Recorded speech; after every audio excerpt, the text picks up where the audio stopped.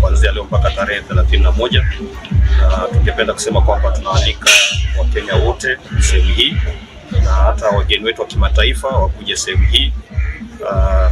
Hakikisho ambayo tunawapa wageni wetu ni kwamba ikiwa mwenyekiti wa usalama hapa Mombasa Sub County ni kwamba tumedumisha usalama wa kutosha. Hili ni hakikisho ambalo napeana wageni wetu wote kwamba sisi kama kitengo cha usalama tukishirikiana na County Government of Mombasa tumeweka mikakati maalum ya kuhakikisha kwamba tutakuwa na usalama wa kutosha, na hivyo pia tunaomba wakazi wetu wa Mombasa kwamba pia watusaidie kwa kuwajibika pia hata upande wao, kusaidiana pamoja na vyombo vya usalama katika hali ya kudumisha na kuweka usalama. Na nikisema hivi hasa ninalenga vijana wetu, wale vijana wetu ambao mara nyingi utawapata ni waendeshaji wa pikipiki. Wengi wamehusika katika visa vya uhalifu na hasa kunyang'anya watu masimu, simu za mkononi, na sherehe kama hizi utakuta kwamba kunao ambao wanaotea msimu wa kuvuna, kwa sababu usalama ambao tumeupangilia na kutosha kuhakikisha kwamba kila mmoja ambaye atakuwa amehudhuria tamasha hizi atapata kufurahisha moyo wake, kufurahisha nafsi yake, na pia aweze kurudi nyumbani akiwa salama wa salmi.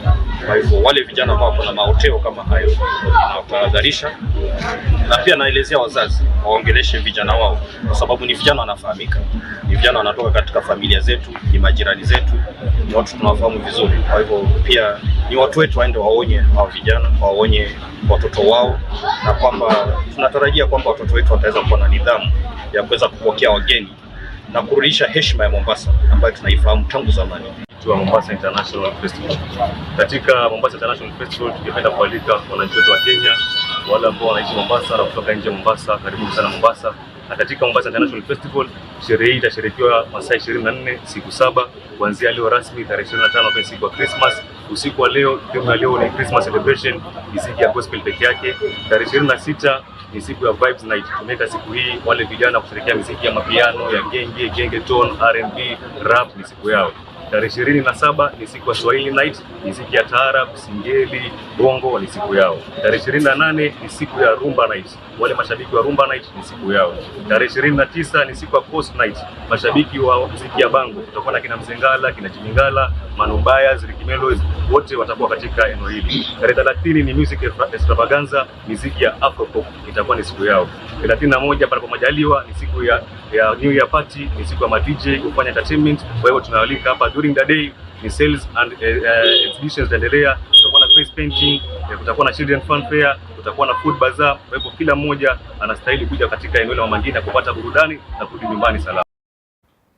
Na kutoka kwa familia ya EBN tunawatakieni wote sherehe za Krisimasi njema. Kuna wenye bado wanaendelea kusherehekea. Na tukisonga mbele mtazamaji, ni kuwa askofu wa kanisa la Kianglikana Jackson Ole Sapit ameitaka serikali ya kitaifa kushughulikia kwa haraka gharama ya maisha, kwani Wakenya wanazidi kuumia. Na akizungumza baada ya ibada, Ole Sapit aliwataka washikadau wote katika serikali kuangazia masuala muhimu na kuyapea kipaumbele ili kuokoa taifa la Kenya.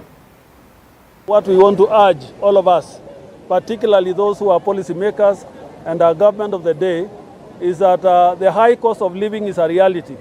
Every Kenya is experiencing the high cost of fuel, the cost of the dollar, and those who are doing business and importing things, and we depend with a lot of imported things, are making every aspect of life very, very hard. So what we want to urge our policy makers is let us do our priorities right, because we cannot also manage an economy when we are having wrong priorities. If we have our priorities right, we shall be able to do things right. And we also want to urge all those who are managing public resources, whether in the private sector, managing other people's money, if you are in the bank or in a SACCO, or managing public resources as government and local government and county government and national government, that your responsibility is to manage those resources for the betterment of Kenyans. And we have seen a lot of filtrages and a lot of misuse of those resources in extravagant living among the people we see traveling all over the world with so many per diems around. that if we manage well, and part of creating opportunities for tomorrow is making a saving for today. Our urge is let us manage those resources well. Whatever little we get, stop any one of us who is accessible to any funding, including those who are handling church finances, misusing it for the benefit of a few at the expense of many.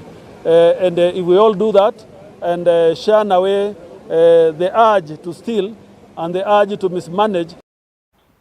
Na waziri wa elimu Ezekiel Mashogu ametangaza kuwa shule za chekechea ECDE, shule za msingi na zile za sekondari zitafunguliwa kwa muhula wa kwanza wa mwaka wa 2024 mwezi wa Januari tarehe 8. Mashogu pia alibainisha kuwa wanafunzi wa kidato cha kwanza wataripoti katika taasisi zao mpya mnamo Januari tarehe 15. Maafisa katika Wizara ya Elimu pia wameshauriwa kuripoti kwenye vituo vyao vya kazi siku zote ili kuwasaidia wazazi kwa maandalizi muhimu ya kalenda ya shule ya mwaka wa 2024. Wakati huo huo, Mashogu aliwataka wazazi na walezi kutekeleza wajibu wao mkubwa kwa kuongoza watoto wao ipasavyo katika msimu huu wa sikukuu.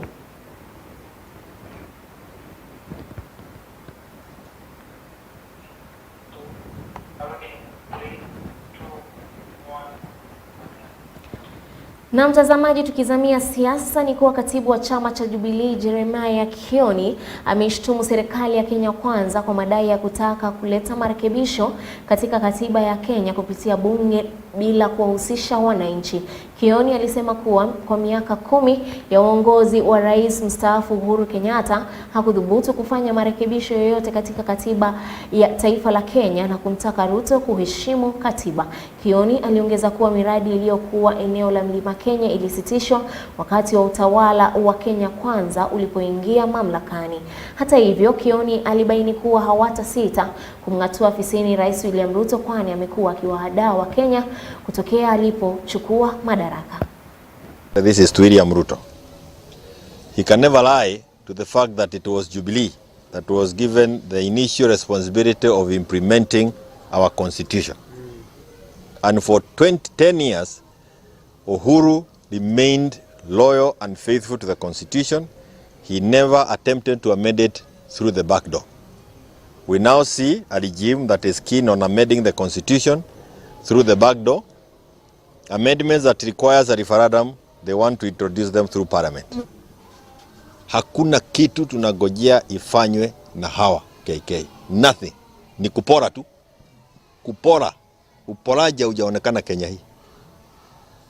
Projects zote zilikuwa zinafanywa eneo hili la Mount Kenya zimehamishwa. What is also now worrying to us as leaders of Azimio, as leaders in this country, is the thought that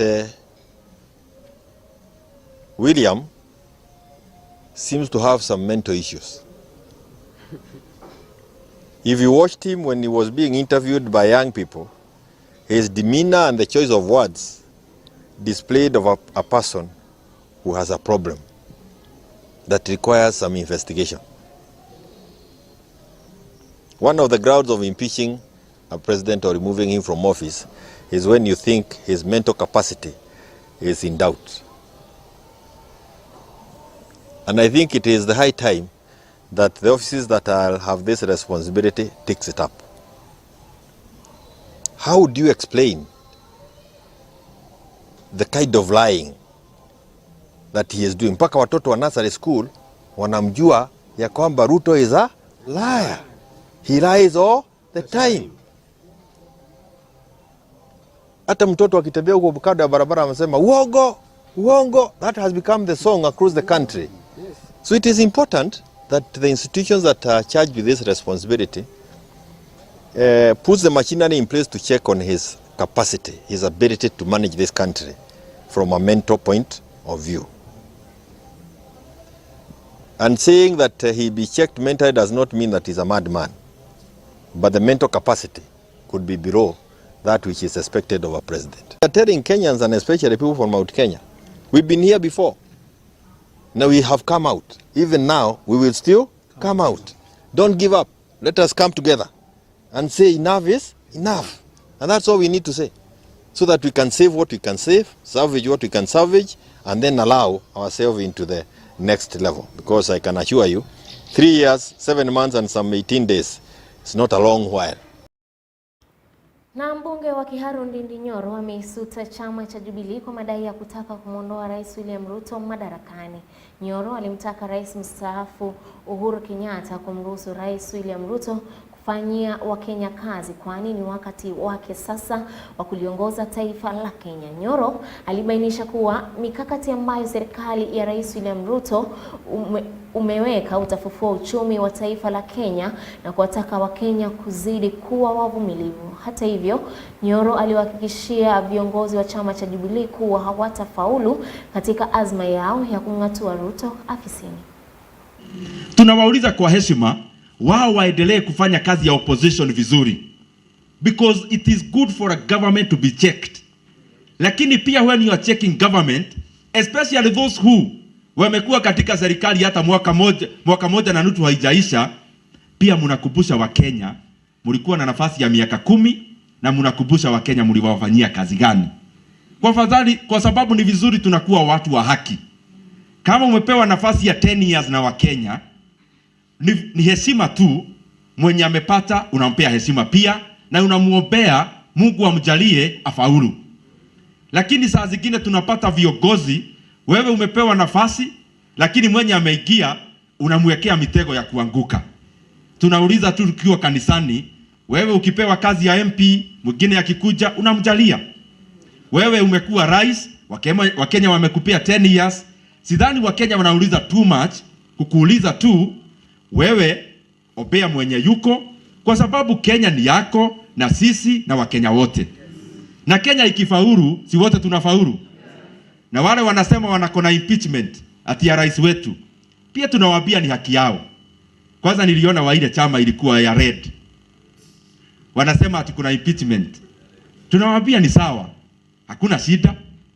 Lakini iko taratibu ya hiyo maneno Kenya. Na ukileta pale bunge, hiyo chama ya kitambo hiyo, mnaielewa. Hiyo chama, hata pale bunge, hata yule alikuwa kinara wao amehama. Sasa wanaleta impeachment, watailetea wapi? Kwa sababu lazima ipitie bunge. Na wauliza, hii sarakasi yote sio mzuri. Wote tuombe nchi yetu, tuombe rais wetu, because I know for sure and I can promise Kenyans, kwa ile mikakati yote tumeweka, Kenya is going to be an economic giant. Na ndio tunauliza kwa heshima, wale wamekuwa tuheshimu wale wako, tuwaombe wafaulu. Wale wanataka impeachment ni haki yao, lakini mimi nawaambia ukweli, haiwezi faulu kwa sababu hawana numbers, hawajui wanafanya ya nini, na impeachment haifanywi kwa sababu umeamuka na unataka kufanya moja. Na huku viongozi katika serikali ya Kenya Kwanza wakiendelea kuilaumu serikali iliyopita ya Uhuru Kenyatta kwa masaibu yanayolikumba taifa la Kenya, mbunge wa Mbeere Kusini Geoffrey Ruku amesema kuwa serikali ya Kenya Kwanza ilipata taifa katika hali mbaya ya kiuchumi na kuwa rais mstaafu Uhuru Kenyatta na uongozi wake uliopita ulipora taifa shilingi bilioni 15. Ruku pia alipoongeza hatua za Rais William Ruto za kuwafuatilia wafisadi waliokuwa wakihudumu katika serikali ya Uhuru Kenyatta, akikariri kuwa Rais Ruto hangelikuwa akizunguka katika mataifa ya kigeni kutafuta msaada iwapo angelipata uchumi wa taifa ukiwa imara. Jameni, tunajua ya kwamba hii nchi yetu ya Kenya ilikuwa imedhoofika pakubwa. Pesa yote ilikuwa imeporwa. Tunajua Uhuru pamoja na serikali yake walipora bilioni 15. Wakapeleka bilioni 15 katika mifuko yao wenyewe. Tumeona mawaziri wameanza kushikwa na EACC. Tumeona Mbarara amepelekwa kotini. Na tunasema tunapongeza rais, tunamwambia wapelekwe kotini wote. Yakuru Yatani apelekwe kotini. Lakini yule lazima apelekwe kotini anaitwa Mohoho Kenyatta. Tunajua ile pesa alichukua ya Telecom wakiwa na ngumi, au lazima wawekwe kotini na koti ipitishe haraka haraka waende wafungwe korokoroni. ile kazi ambayo Mheshimiwa Rais William Ruto anafanya kwa sasa. Anazunguka dunia mzima akiomba msaada. Angekuwa akifanya hivyo kama uchumi ya Kenya haikuharibiwa na hao waragai katika hii serikali ambayo iliyopita. Na sasa ndio hao tumeona wameshikana ati ya kwamba wanasema serikali yetu ya Kenya Kwanza haifanyi kazi. Tunaambia kwamba tukutane Januari, kuanzia Januari. Kila mtu ambaye ameipa pesa, kila mtu ambaye alikuwa na cheo kaitumia vibaya, the state capture of our institutions, we know the extent to which our institutions have been held captive by Uhuru Kenyatta and the surrogates. Na hao ndio tutaweka ile commission pale bungeni kuanzia Februari, tuenje tujue commission ichunguze hawa. They must be investigated.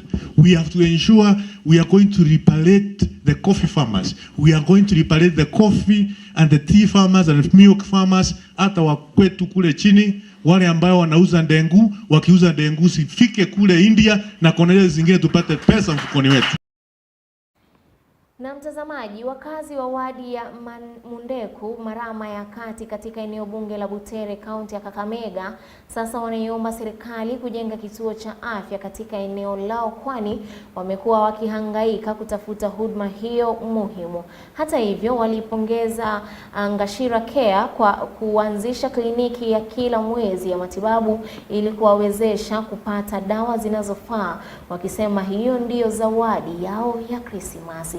Gachagua alisema kuwa kuna haja kubwa ya upatikanaji wa huduma za afya zinazofanya kazi kutokana na umbali mrefu kufika hospitali zilizopo, ambayo mara nyingi husababisha wananchi wengi kushindwa kudumu usafiri na hivyo kukosa huduma ya muhimu za matibabu. Katika kipindi cha miaka mitatu iliyopita, kliniki za kila mwezi zimeandaliwa mjini Mundeku ili kutoa huduma za afya kwa wakazi. Daktari Matthew Omusula kutoka hospitali ya Shititwi alikubali matatizo ambayo jamii inakabili kabla ya kuanzishwa kwa kliniki hizo, ikiwemo wamama wajawazito ambao wanapata tabu kupata huduma za uzazi.